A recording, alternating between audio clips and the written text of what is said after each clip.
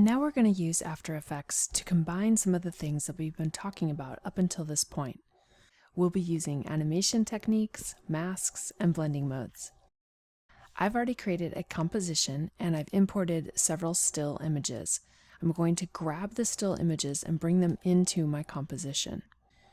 As you can see, I have a moon image, I have the ocean scene, and I have this space scene.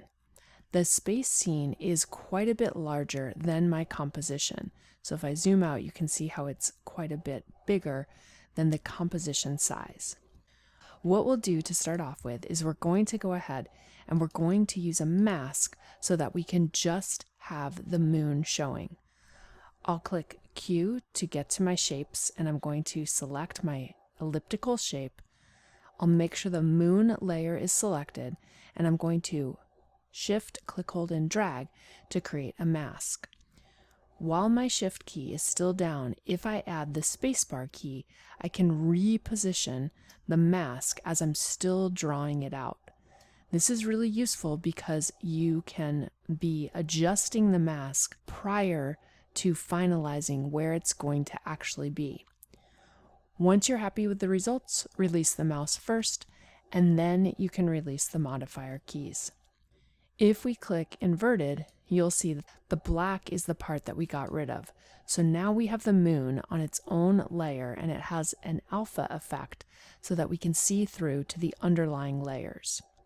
Let's go ahead and hide the moon layer for now. I'll go ahead and select the ocean scene. On the ocean scene, I'm going to need to mask out the sky. We're going to replace the sunset sky with our starry sky that we have in the layer underneath. In order to do this, I'm going to be using my pen tool. I'll select my pen tool and I'll begin by creating a mask. I'm just going to click to make straight line segments until I get over here to the mountainous part of my image.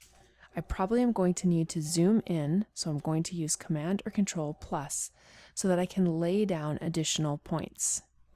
If you're familiar with how to use the pen tool from Illustrator, you will know that you can add anchor points and then pull out the Bezier handles to be able to create curved line segments. If your mask is not perfect, don't worry about it because we will be adding some techniques that will give us a little bit of forgiveness. In order to break the handles when you want to change the direction of the new line, you'll hold down your Option or Alt key while grabbing the handle, and that will break the direction of the handles. This is not the best masking job I've ever done, but I'm going to just kind of do this rather quickly so that I can show you the rest of the exercise. I will temporarily hold down my spacebar key, which is going to toggle me to the hand tool, and in that way I can scoot over the composition without having to zoom out. I'm going to make sure I create a closed path. And as you can see, by default, I am just selecting the sky portion. So I'm going to open up the ocean scene mask, and we're going to click inverted. So now I just am displaying the foreground part of the picture. If you need to make any adjustments to the mask, you can go ahead and do so. Because my mask is not perfect, I'm going to go ahead and just add a little bit of feathering and expansion, which will give me a little bit of forgiveness in regards to my sloppy masking. Sometimes I find that having the outline of the mask on is interfering with what I'm trying to do. We can toggle the mask outline on or off, and then as you make changes, you'll be able to easily see how they're affecting the underlying image. So that looks pretty good. Now what we're going to do is we're going to move the moon in between the two layers. What I ultimately want to have happen here is I want the moon to rise up. So what I'm going to do is I'm going to go ahead and I'll position the moon where I ultimately want it to end up within my composition. Then I'm going to go ahead and I'm going to turn on position keyframing for the moon layer. I'll click P to open position and I'll turn on keyframing. Then I'm going to move my playback head out in time.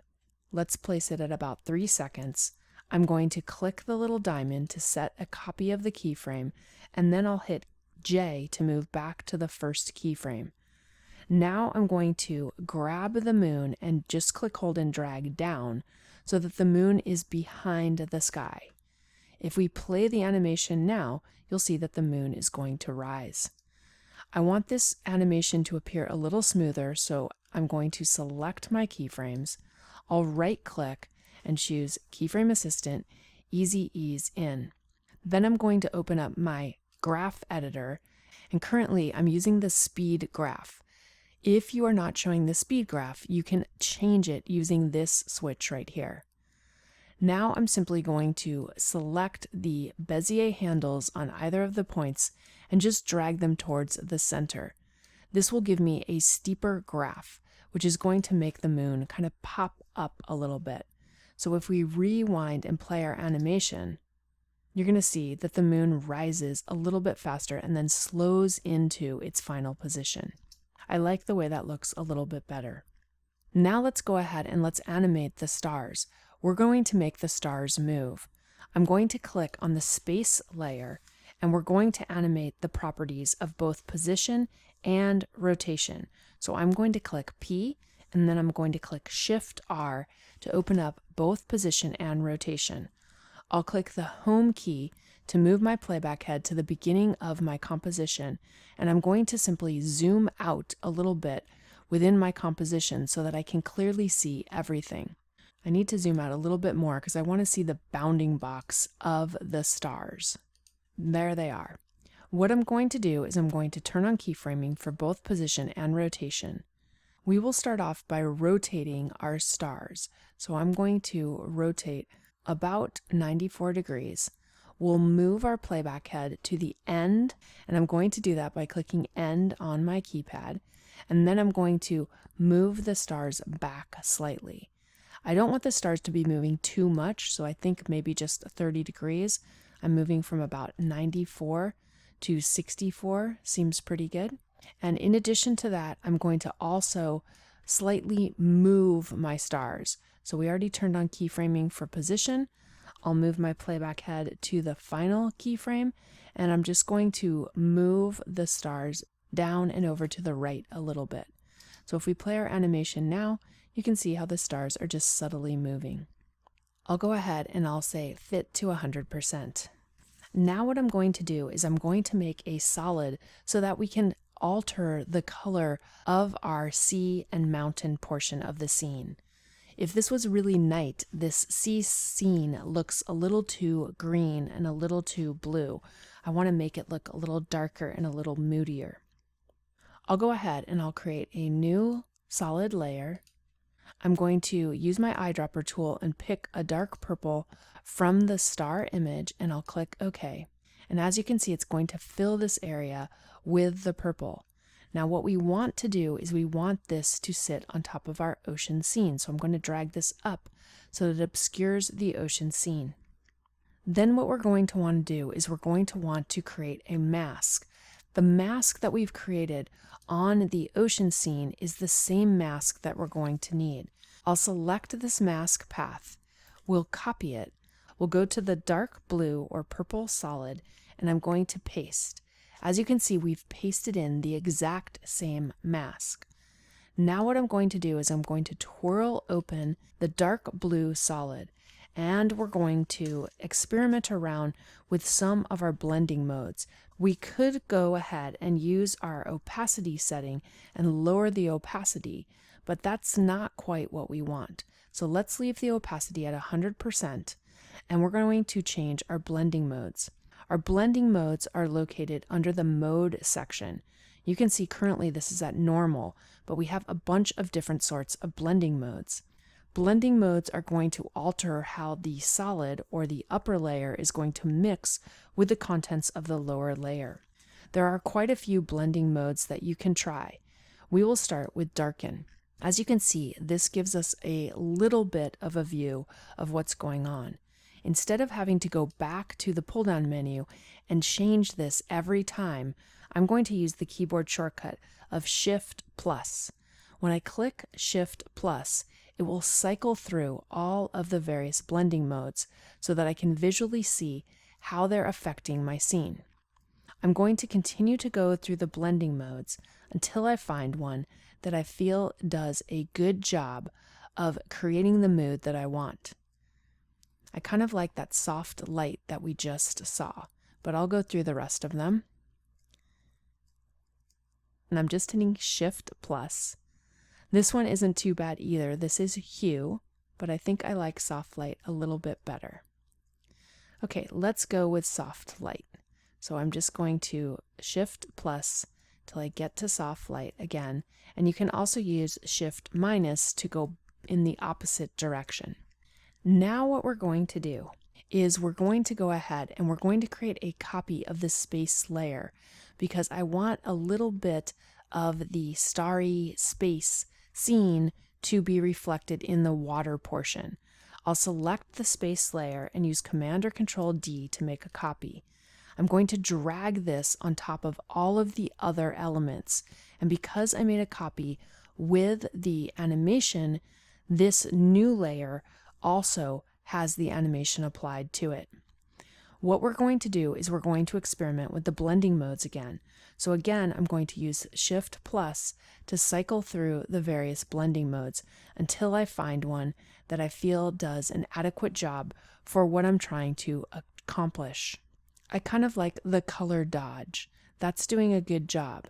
Now once again, I don't want the color dodge to show up on the top, but just on the lower portion of the screen. In order to do this, we're going to want to mask out the section of the water where we want the reflection of the stars to show up. If we go ahead and just use the existing mask and invert it, the issue is going to be is that this layer, space, has properties of position and rotation keyframed in. So if we attach the mask to this layer, the mask will move with the properties.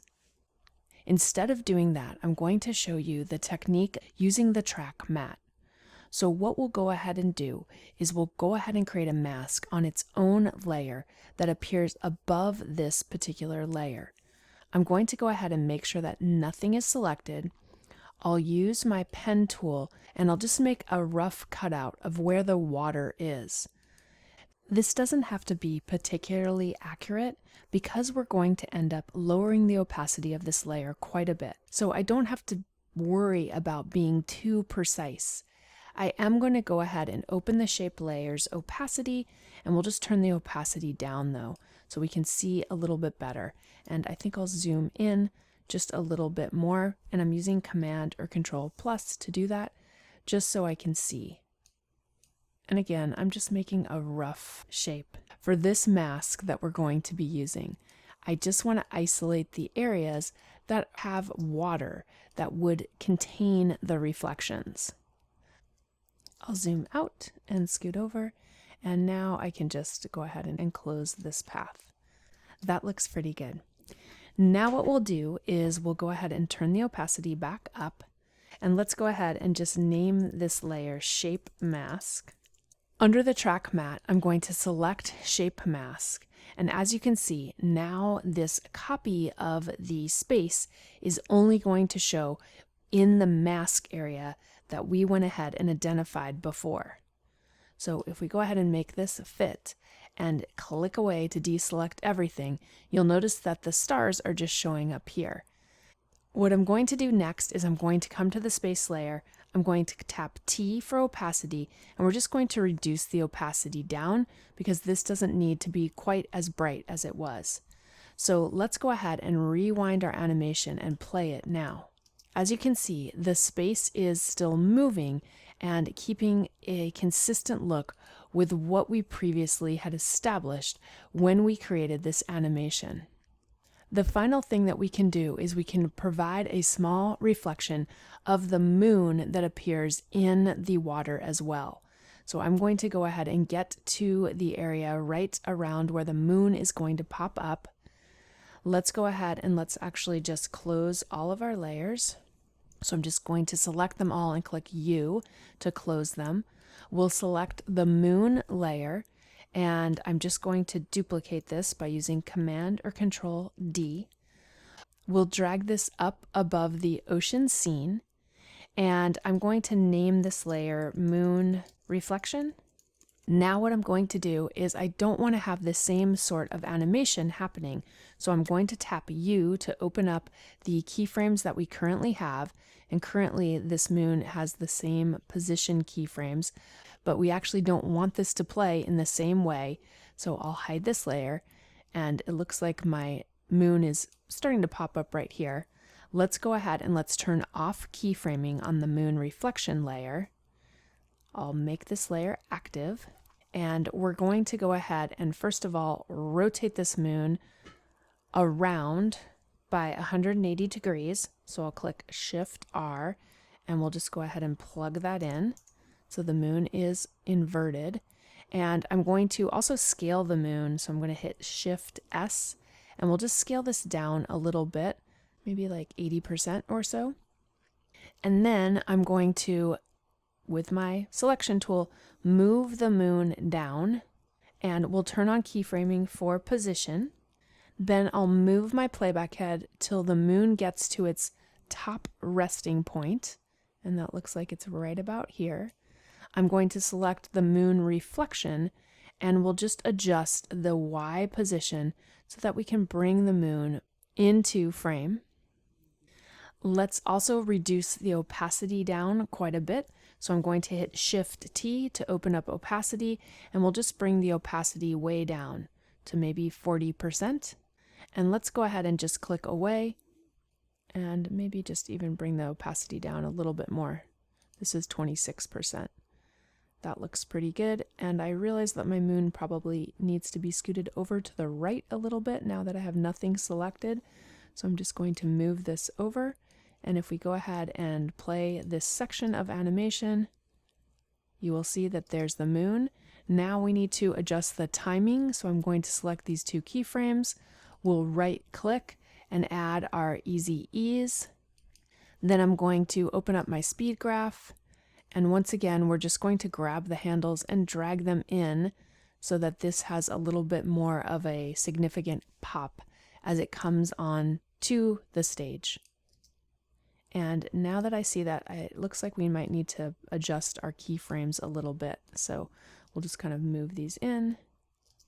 Okay, that looks pretty good. So as you can see, After Effects gives you a bunch of different options to composite images together. And not only can you composite them together, but you can also create some really cool types of effects by using the techniques that we've explored thus far.